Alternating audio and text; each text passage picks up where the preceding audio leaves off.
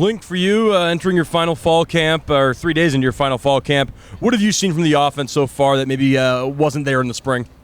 Just tremendous growth from not only from the spring, but after every play, that snap to whistle and then whistle to snap to the next play, just processing what's going on, and just being able to focus mentally. Other than that, just diving into the playbook, not only knowing the concept, but knowing the coverages so then we can take it to the next level. Who's maybe one young wide receiver who's really impressed you so far? So far, I would say Cole Pruitt. He kind of does it all. He's a Washington cat. He was born and raised in Kahuku, Hawaii. That dude is just a motor, high motor.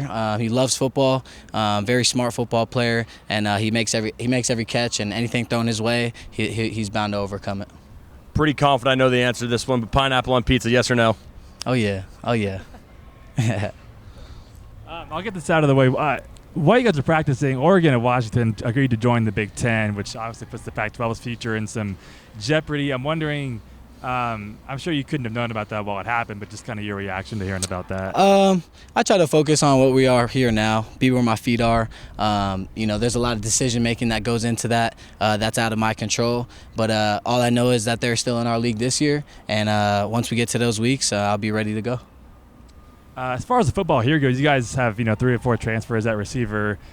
Just wondering kind of what it's been like for you, kind of meshing with those guys, and what that's been like. It's actually been amazing because if we all think about it, we're all started off in the Mountain West, so we all have that chip on our shoulder. Kels, Kyle at UNLV, Fresno State, Isaiah Hamilton, who's at San Jose, and then I started off at Hawaii as well.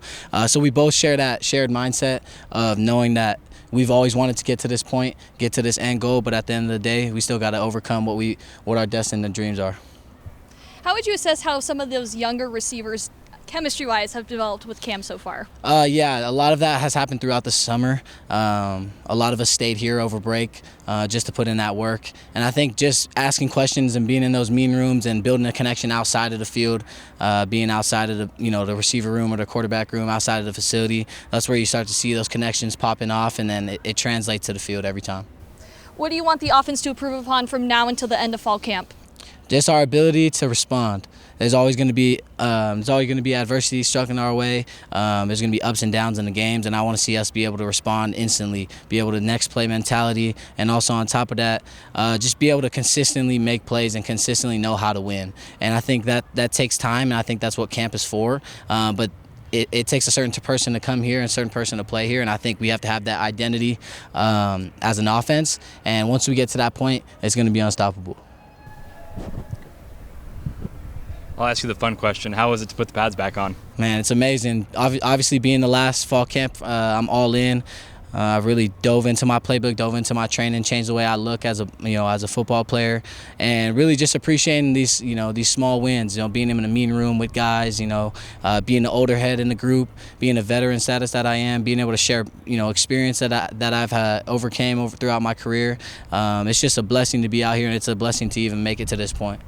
It also looked like you guys were working on a lot of technicalities too, because you got the pads on for the first time. How do you make sure that this practice doesn't just get lost in the mix? Yeah, you have to make sure you're in the right mindset every single day. When you step on this field, we're trying to win. We're not just trying to go, off and on. Coach Edwards, he always talks about, having dog receivers that aren't, that are always consistent, not a light switch, and being on and off. And I think, when you have a shared amount of guys and you're around the right group, our receiver core has a good job of picking each other up. I think that goes pretty swiftly. And also just knowing what our end goal is. When you come out here, there's no messing around. We're out here trying to get better. You see guys getting extra reps after practice, guys out here 30 minutes early before practice.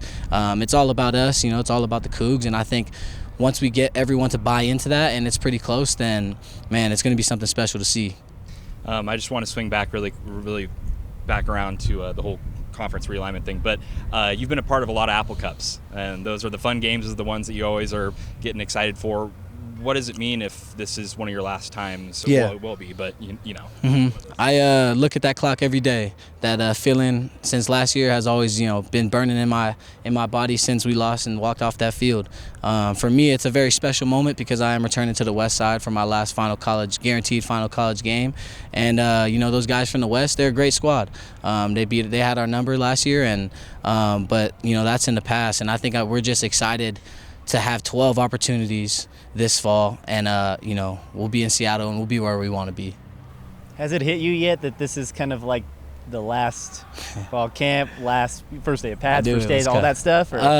Yeah, I mean, when I talk to my parents, it gets a little emotional just because I've been playing this game since I was 5 years old, and I've never had a job. This has been my only job. This has only been my only occupation, and I think it's just a blessing. Not only have I made it through that many trials and tribulations, but the people that have gotten me to this point, to be able to sacrifice me to get to this position that I'm in. And, shared knowledge is power, and if I'm not sharing that with my teammates, then I'm doing them a disservice as well. How do you keep the guys from not getting distracted from all this outside realignment stuff? Yeah, knowing that it's bigger than us. There's a lot of things that are out of our control, and knowing that we have to focus on what's the hot topic now, and that's getting better every single day, coming into the facility with whatever your intention is. Yogi Roth always says, pay attention to your intention, and I always think about that as soon as I walk through these doors. What am I getting better at today? Like today, for example, I wanted to get a first down. If I could get a first down for the offense, we'll have another set of racks to be able to go and put the ball in the end zone and make positive reinforcement for our offense. Mahalo, everybody. Thank you. Take care.